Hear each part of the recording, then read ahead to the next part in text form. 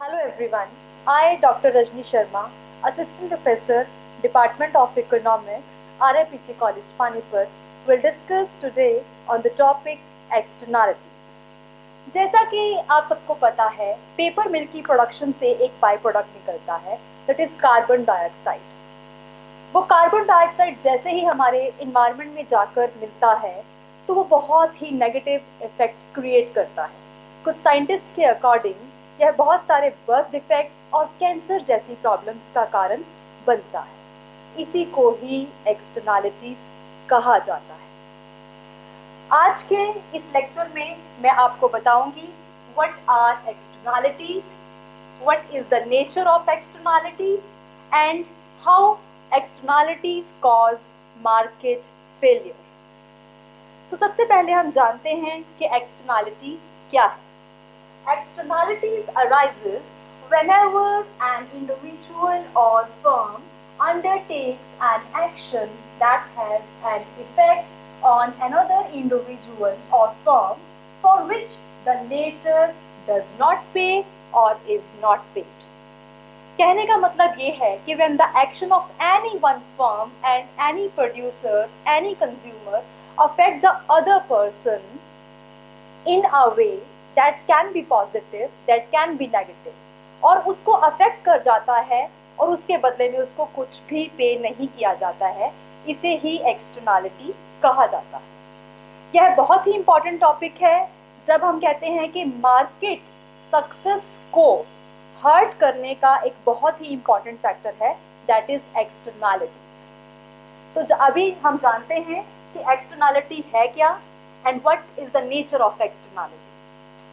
If we will discuss about the nature of externalities, तो सबसे पहले ये कहा जाता है कि externalities can be produced by consumers or can be produced by firms. Externality को कोई भी प्रोड्यूस कर सकता है। फर्म अपने किसी एक्शन से किसी दूसरी पार्टी को प्रभावित कर सकती है और इसी तरीके से पता भी नहीं चलेगा कंज्यूमर ने कोई एक्शन किया, उसकी कोई एक्टिविटी हुई और उसकी उस एक्टिविटी से किसी और को कोई पॉजिटिव या कोई भी नेगेटिव इफेक्ट हो सकता है। यही एक्सटर्नलिटी है, जब आपके एक्शन दूसरे को किसी एक ऐसे मैनर में अफेक्ट कर जाते हैं कि वो उससे इन्फ्लुएंस होता है, उससे प्रभावित होता है और उस पर इसका प्रभाव पड़ता है। यही एक्सटर्नलिटी है। अगर हम और इसके बारे में आगे जानें तो एक्सटर्नलिटीज नेचर में रेसिप्रोकल होती है। रेसिप्रोकल का मतलब है कि हम ये नहीं कहेंगे कि जैसे मैंने शुरू में आपको एग्जांपल दिया, एक पेपर मिल प्रोडक्शन करती है और उसके प्रोडक्शन एक्शन से दूसरे किसी भी कंज्यूमर को या किसी भी और फर्म को उसका प्रभाव पड़ सकता है, ये भी एक्सटर्नलिटी हो सकती है। या किसी की कंजम्पशन एक्टिविटी, मैं टोबैको कंज्यूम करती हूँ, उससे मेरे रूममेट को अफेक्ट हो सकता है। एक फर्म पेपर मिल पेपर बनाती है, वहाँ से कार्बन डाइऑक्साइड प्रोडक्शन, जो स्टील की कोई फैक्ट्री है, वहाँ से कोई पोल्यूशन जनरेट हो सकता है, वो दूसरों की हेल्थ को नुकसान पहुँचा सकता है। इसी को एक्सटर्नलिटी कहते हैं। लेकिन ये नेचर में रेसिप्रोकल होती है। आप पोल्यूटर हो, लेकिन ऐसा नहीं है जिसको आप इन्फ्लुएंस कर रहे हो, आपका एक्शन किसी दूसरी पार्टी को प्रभावित कर रहा है, दूसरी पार्टी का भी एक्शन आपको प्रभावित कर सकता है। इसलिए एक्सटर्नलिटी नेचर में रेसिप्रोकल होती है। इसके बाद एक और चीज मैं ऐड करना चाहूंगी, externality is a major cause of market failure. लेकिन इसको बताने से पहले मैं एक चीज और यहाँ पर बताना चाहूंगी, एक्सटर्नलिटीज नेचर में पॉजिटिव भी हो सकती है, यह नेचर में नेगेटिव भी हो सकती है। देखिए, अगर आपका एक्शन, आपकी किसी भी एक्टिविटी, एक फर्म की एक्टिविटी, एक कंज्यूमर की एक्टिविटी अगर किसी दूसरी पार्टी को पॉजिटिव वे में इन्फ्लुएंस कर रही है, आपने कुछ करा, जैसे एक रिसर्चर ने रिसर्च करी और उसके रिसर्च करने से, जैसे कि साइंटिस्ट ने बल्ब को प्रोड्यूस किया, उसके बल्ब की प्रोडक्शन होने से कितने लोगों को फायदा हुआ। या फिर मैं एक कंज्यूमर हूँ, मैंने अपने घर के बाहर एक बहुत प्यारा सा पार्क बना रखा है विथ ब्यूटीफुल सीन, दूसरे लोगों को देखने के लिए मिलता है, वो दूसरों को पॉजिटिव एक्सटर्नलिटी देता है। तो एक्सटर्नैलिटी पॉजिटिव हो सकती है, लेकिन उसी के साथ हम ये भी कह सकते हैं कि एक्सटर्नैलिटी नेगेटिव भी हो सकता है। एक्सटर्नैलिटी नेगेटिव तब होता है जब आपकी किसी एक्टिविटी से दूसरे को पता भी नहीं चलेगा और उसको कुछ बुरा प्रभाव पड़ जाए, जैसा कि पोल्यूशन। आज के टाइम पे हम देखते हैं हमारे इन्वायरमेंट में पोल्यूशन की समस्या बहुत तेजी से बढ़ रही है, लेकिन उसमें बहुत सारे लोग खुद कार नहीं चलाते हैं, बहुत सारे लोग खुद ऐसा कुछ प्रोडक्शन, कोई उनकी फर्म नहीं है जो वो स्टील का प्रोडक्शन कर रहे हैं, या फिर वो कोई पेपर मिल चला रहे हैं, लेकिन फिर भी उस पोल्यूशन से उनको उनकी सेहत पर बुरा प्रभाव पड़ रहा है। यानी कि एक्शन किसी और का और प्रभाव किसी और पर, इसी को एक्सटर्नैलिटी कहते हैं।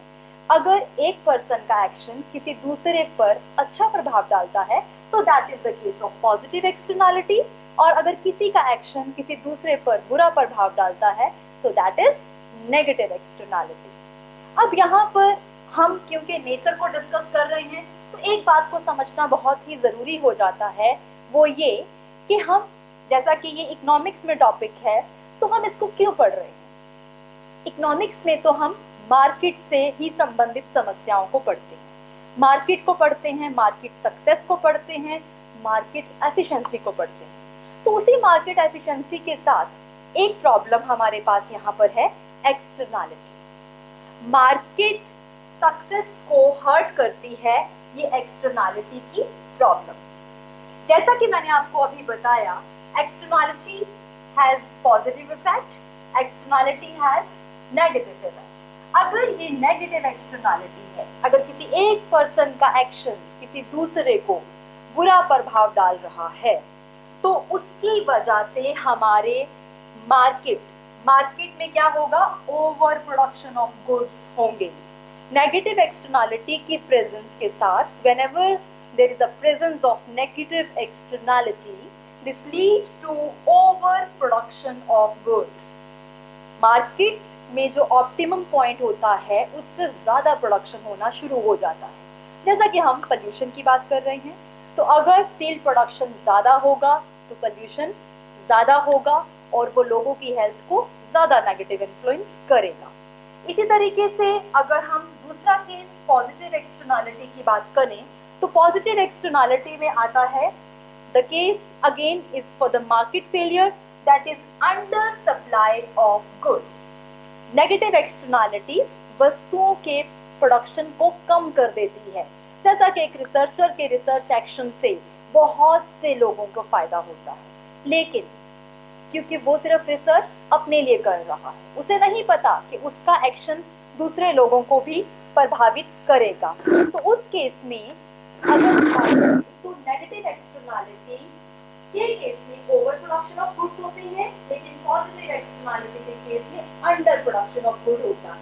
कहने का मतलब ये है कि मार्केट सक्सेस चाहती है ऑप्टिमम प्रोडक्शन ऑफ गुड्स, लेकिन एक्सटर्नैलिटी की वजह से या तो प्रोडक्शन ओवर होता है या फिर प्रोडक्शन अंडर होता है। अब हम इसी प्रॉब्लम को डायग्राम की हेल्प से समझ सकते हैं। डायग्राम की हेल्प से अगर हम इस प्रॉब्लम को समझना चाहते हैं, तो यहाँ पर हम एक्सटर्नैलिटी की प्रॉब्लम को डायग्रामेटिकली समझने की कोशिश करेंगे। जैसा कि आप देख रहे हो, ऑन द एक्स एक्सिस जो हमारा हॉरिजॉन्टल एक्सिस है, हम यहाँ पर क्वांटिटी पर ईयर ले रहे हैं। जो नॉर्मल एक एनालिसिस होता है उसमें हम डिमांड और सप्लाई के बीच में जो रिलेशनशिप देखते हैं, यहाँ पर क्वांटिटी पर ईयर लिया जा रहा है। वाई एक्सिस में हम उस वस्तु की प्राइस ले रहे हैं।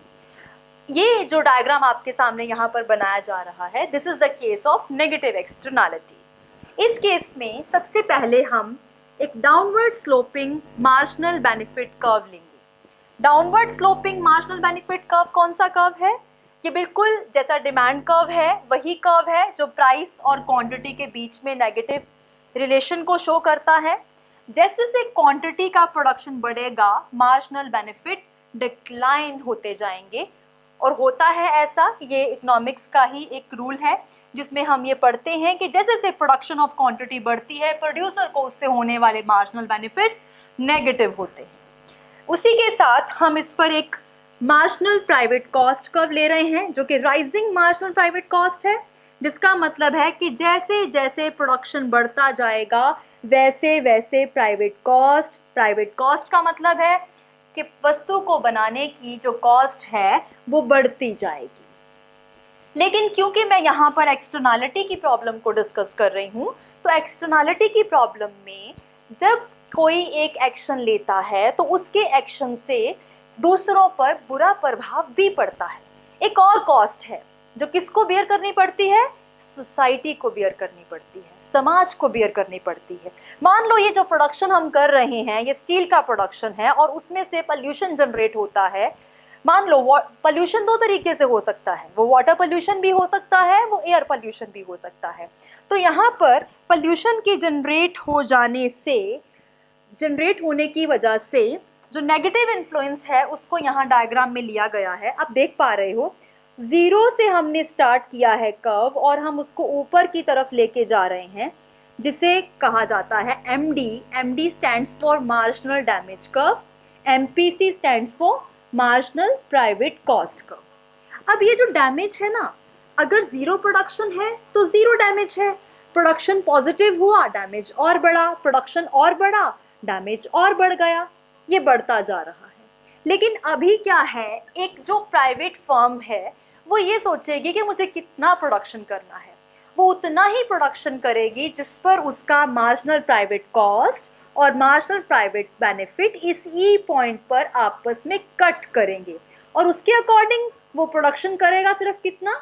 Q1 level of output. ये Q1 लेवल ऑफ आउटपुट उसका एक्चुअल आउटपुट है। एक्चुअल आउटपुट जो उसको प्रॉफिट उसका मैक्सिमाइज करता है, उस फर्म के प्रॉफिट्स को मैक्सिमाइज करने वाला output is the Q1 level of output. अभी क्या है, जैसा कि हम देखेंगे, प्रोडक्शन तो इतनी हो रही है, एक फर्म इतनी प्रोडक्शन कर रही है, लेकिन वो ये नहीं सोच रही कि उसके एक्शन का दूसरों पर भी बुरा प्रभाव पड़ रहा है। वो कौन सा प्रभाव है ये देखिए, जीरो प्रोडक्शन पे जीरो डैमेज, प्रोडक्शन बढ़ता गया डैमेज पॉजिटिव होता गया, ये भी तो एक कॉस्ट है। ये कॉस्ट है सोसाइटी को होने वाली कॉस्ट। क्या एक फर्म या एक प्रोड्यूसर को अपनी प्रोडक्शन करते हुए इस कॉस्ट को अपनी प्राइवेट कॉस्ट में नहीं शामिल करना चाहिए? उसे करना चाहिए। और अगर वो इसको अपनी कॉस्ट में शामिल करता है, हालांकि कोई नहीं करता है, कोई भी फर्म नहीं चाहेगी कि वो सोसाइटी के बारे में भी सोचे जब तक कोई थर्ड एजेंसी या गवर्नमेंट उसके अगेंस्ट कोई एक्शन ना ले। तो अभी ये बात हो रही है कि प्रोडक्शन, हमने कहा नेगेटिव एक्सटर्नैलिटी है, इसमें ओवर प्रोडक्शन होता है, ये एक प्रॉब्लम है, हम उसको इस डायग्राम में दिखाने की कोशिश कर रहे हैं। यहाँ पर आप देखिए, ई पॉइंट पर प्रोडक्शन हो रहा है Q1, लेकिन अगर इस डैमेज को भी ध्यान में रखा जाए और इस पूरी कॉस्ट को इस प्राइवेट कॉस्ट में ऐड कर लिया जाए, जिसे हम यहाँ पर डायग्रामेटिकली ऐड कर रहे हैं, आप देख सकते हो यहाँ पर जीरो डैमेज था, जीरो को हमने ऐड कर लिया। यहाँ पर ये जो लेंथ है इतनी, इसको हम बोलते हैं वर्टिकल एडिशन। मैंने इस लेंथ को, इस गैप को इसी आउटपुट के कॉरस्पॉन्डिंग यहाँ पर ऐड किया, फिर मैंने यहाँ पर भी ऐड करा। आप देख रहे हो नीचे की जो लेंथ है उसको इस लेंथ को ऊपर ऐड करके ये मुझे एक पॉइंट मिला है। मैंने एक और पॉइंट लिया, यहाँ पर एक लेंथ है, ये लेंथ बिल्कुल आप देख पा रहे हो इस लेंथ के बराबर है, यानी कि जो डैमेज की लेंथ है उसको मैंने मार्जिनल प्राइवेट कॉस्ट में ऐड कर दिया है। मैंने मार्जिनल डैमेजेस को यहाँ पर ऐड कर दिया है। ऐड करने से मेरी जो कॉस्ट है, एक्चुअल कॉस्ट है, जिसे बोला जाता है मार्जिनल सोशल कॉस्ट, ये ऊपर को सरक जाती है। It shifts to MSC, marginal social cost, which is equal to marginal private cost plus marginal damage. अब अगर ऑप्टिमैलिटी के पॉइंट ऑफ व्यू से देखा जाए, सही क्या होना चाहिए, अगर उसके पॉइंट ऑफ व्यू से देखा जाए तो आउटपुट वो प्रोड्यूस होना चाहिए जहां पर marginal benefit curve marginal social cost curve को E1 पॉइंट पर मिल रहा है। इस E1 पॉइंट पर जो आउटपुट प्रोड्यूस होना चाहिए, दैट इज Q1 स्टार। इसे बोला जाता है सोशली एफिशिएंट आउटपुट, यानी कि जो कुशलतम आउटपुट है, जो बेस्ट आउटपुट है, उसको इस नेगेटिव एक्सटर्नैलिटी को इनकॉर्पोरेट करते हुए ही प्रोडक्शन करना चाहिए। आप देख पा रहे हो एक्चुअल आउटपुट जो फर्म कर रही है वो यहाँ पर OQ1 है, जो आउटपुट प्रोड्यूस होना चाहिए OQ1 है, जो सोशली एफिशिएंट आउटपुट है वो OQ1 स्टार है। ये जो गैप आप देख पा रहे हो, ये गैप हमें बता रहा है कि प्रोडक्शन ओवर हो रही है, ओवर प्रोडक्शन, क्योंकि ये केस है नेगेटिव एक्सटर्नैलिटी का। और नेगेटिव एक्सटर्नैलिटी के केस में आपको मैंने पहले भी बताया कि ओवर प्रोडक्शन ऑफ गुड्स होता है, और यही मार्केट फेलियर की प्रॉब्लम है। यानी कि मार्केट सक्सेस तो चाहती है कि प्रोडक्शन OQ1 स्टार होना चाहिए, लेकिन प्रोडक्शन ज्यादा हो रहा है।